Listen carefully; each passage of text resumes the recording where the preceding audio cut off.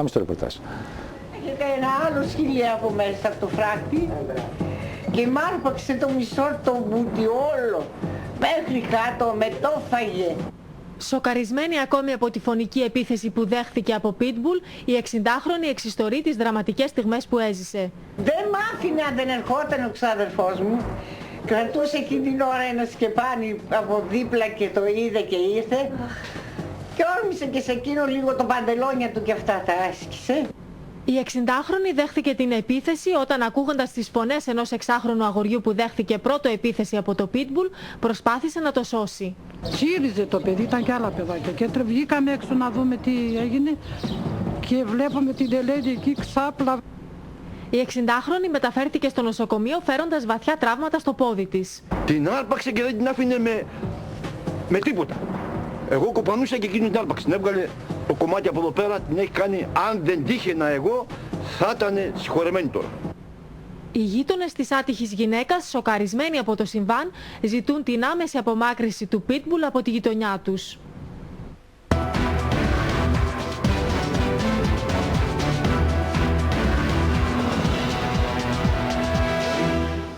Λοιπόν, πάμε στην Αθήνα να καλωσορίσουμε τον κύριο Δημήτρη Απέργη, είναι ερασιτέχνης εκτροφέας Pitbull. Καλημέρα κύριε Απέργη. Καλή σας μέρα. Τώρα βέβαια το καημένο το σκυλάκι, έτσι το στιγματίζουμε. Εδώ που τα λέμε, το θέμα είναι αυτός που το έχει, έτσι δεν είναι? Γιατί δυστυχώς είμαι στη δυσάρεστη θέση να απολογούμε πολλές φορές για τους φίλους μου. Ένα σκυλί πλάθεται.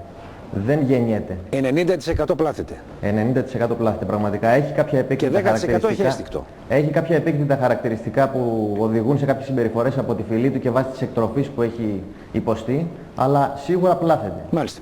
Είναι στη γραμμή μας και ο κύριος Δημήτρης Αποστολίδης, είναι το θύμα της επίθεσης. Πήγε ο άνθρωπος να σώσει την γυναίκα που είδαμε στο ρεπορτάζ μας. Καλημέρα κύριε Αποστολίδη. Καλημέρα κύριε Σου. Τι κάνετε, καλά είστε? Δόξα τω Θεώ, τώρα καλά είμαστε. Τώρα καλύτερα. Πώς είναι η κυρία που είδαμε στο βίντεο? Είναι καλύτερα το πόδι της? Η κυρία που είναι στο βίντεο είναι με την πληγή ανοιχτή, γιατί οι γιατροί δεν μπορούσαν να την ράψουν. Έχει αφαιρεθεί αυτό από εκεί πέρα από το ποδάρι της να μου και δεν μπορούσαν να το ράψουν. Ξαφνικά έγινε αυτή η επίθεση, έτσι δηλαδή? Ξαφνικά κύριε Σόλων, ξαφνικά. Δηλαδή τι να σου πω, εγώ ήμουνα στο σπίτι το δικό μου, είναι ένας δρόμος μας χωρίζει. Καταλάβες. Εσείς τι είδατε εκείνη τη στιγμή, την είδατε τη στιγμή της επίθεσης? Αν δεν ήμουν εγώ θα ήταν στα πευκάκια. Αφού ήταν εκεί, Ναι, παρενέβη. να μας πει λίγο τι είδα ακριβώς. Εγώ κοιτάξτε, στην αρχή άκουσα τη φωνή του παιδιού. Καταλάβατε. Ναι. Άκουσα τη φωνή του παιδιού. Πίσω στο δικό μου το σπίτι κάρφωνα συγκεκριμένα μια λαμαρίνα. Μια λαμαρίνα εκεί έχω κάτι ζώα ξέρω εγώ. Στη φωνή του παιδιού έτρεξα χωρίς να ξέρω ότι είναι σκυλιά. Ακούσα τη φωνή και λέτε κάτι συμβαίνει. Πάω να δω και τι βλέπω. Βλέπετε φωνή τρομερή, χωρίς να δω ότι είναι σκυλιά. Πάω εκεί πέρα και βλέπω ένα σκυλί γατζωμένο πάνω στο πιτζιρικά στην πλάτη. Μια μάνα να τραβάει το παιδί μέσα, στο σπίτι, να το τραβάει κυριολεκτικά και το σκυλί να είναι γατζωμένο. Τέλος πάντων κόψαμε το σκυλί από το παιδί επάνω. Μπήκε μέσα το παιδί. Γυρίζω πίσω, το άλλο το σκυλί το δεύτερο, πηδάει επάνω στην γυναίκα, τη ρίχνει κάτω, την αρπάζει από εδώ πίσω. Αυτά τα σκυλιά είχαν ξαναδημιουργήσει επεισόδιο εκεί πέρα? Όχι.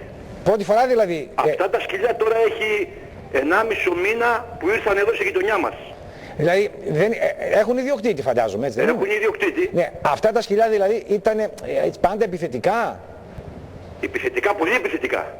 Άρα δηλαδή είναι αυτό που λέει ο κ. Απέργης, ότι αυτά τα σκυλιά ή τα εκπαιδεύεις και γίνονται επιθετικά, ή τα αφήνεις και εν πάση περιπτώσει έχουν ένα χαρακτήρα σκύλιο. Δεν μπορεί να τα έχει λυμμένα έτσι αυτά τα σκυλιά. Κυκλοφορούσαν ελεύθερα τα σκυλιά αυτά, Ορίστε. Κυκλοφορούσαν ελεύθερα τα σκυλιά.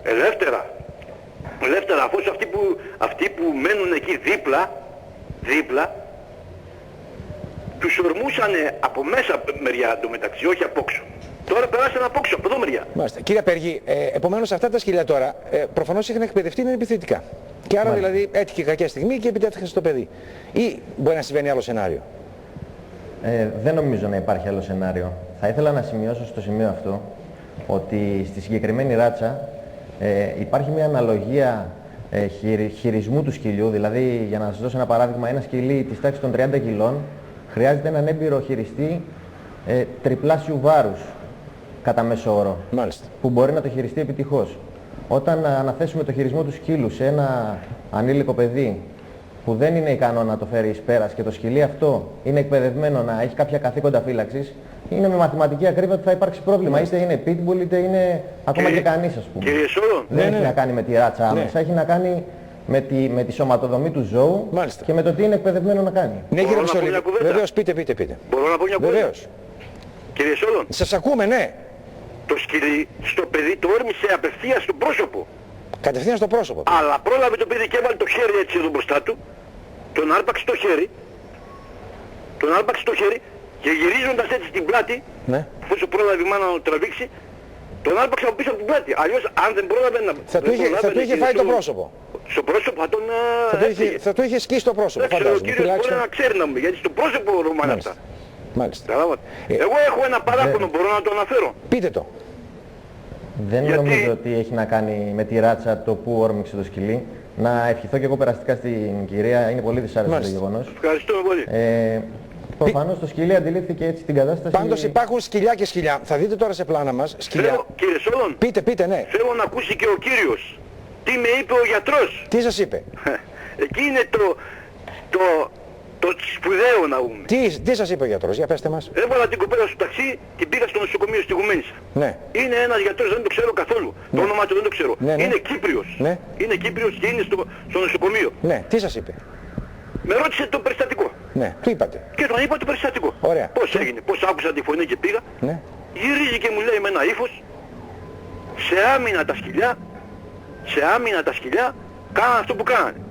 Του λέω εγώ, γιατρέ, θα πάμε και κατηγορούμενοι τώρα. Τι ήξερε ο γιατρός και λέει σε άμενα, δικά του σκυλιά ήτανε, πού το ξέρει. Όχι, Πού είναι ήξερε.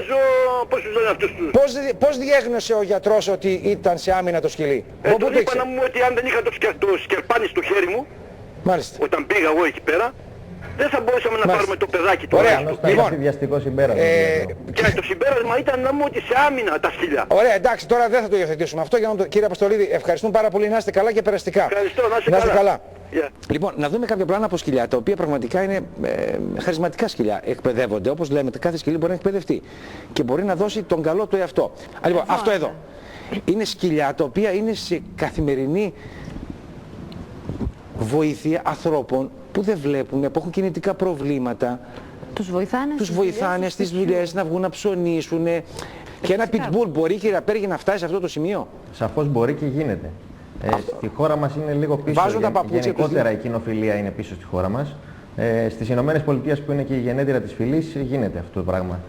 Χρησιμοποιούνται για pet therapy, χρησιμοποιούνται για παρέα σε ηλικιωμένους, για οδηγούς τυφλών. Πόσο καλοσυνάτο το είναι. pitbull γενικά από τη φύση του έχει λίγο πιο άγρια Βγάζει ένστικτα. τις κάλτσες, βλέπεις. Ναι, βλέπεις. αυτό θέλω να ρωτήσω, ότι από τη φύση του έχει πιο άγρια ένστικτα. Δεν μπορεί σε κάποια στιγμή Εδώ κοίτα, ανάληψη από το ATM. Ο σκύλος πατάει τα να επιτεθεί στον ιδιοκτήτη του. Όσον αφορά αυτό, υπάρχει ένας μεγάλος μύθος με τη φυλή. Η φυλή δημιουργήθηκε πράγματι... Ο σκύλος παίρνει τα λεφτά, ναι. Η φυλή πράγματι δημιουργήθηκε για αγώνες αιματηρούς, ας το πούμε έτσι. Για το γεγονός αυτό χρειάστηκε το ένα σκυλί να είναι επιθετικό προς το άλλο, αλλά όχι προς τους ανθρώπους. Είναι αυτό σκυλιά που που εκτρέφονταν για κοινομαχίες, ας το πούμε, δεν εμφάνιζαν, δηλαδή εμφάνιζαν παντελή έλλειψη θέλησης. Μας πάτε σε ένα κεφάλαιο, κύριε Απέργη, γύρω από τις κοινομαχίες των... Προσπαθώ να δώσω μια οπτική γωνία στο πώς ξεκίνησε η φυλή και τα χαρακτηριστικά που μπορεί να εμφανιστούν στην πορεία. Στην εκτροφή των σκυλιών αυτών που χρησιμοποιούνται για κοινομαχίες, η επιθετικότητα προς τους ανθρώπους ήταν εντελώς μη αποδεκτή, σε σημείο που να εκτελούν το ζώο επιτόπου, με το που εμφάνιζε τέτοια συμπεριφορά. Μάλιστα.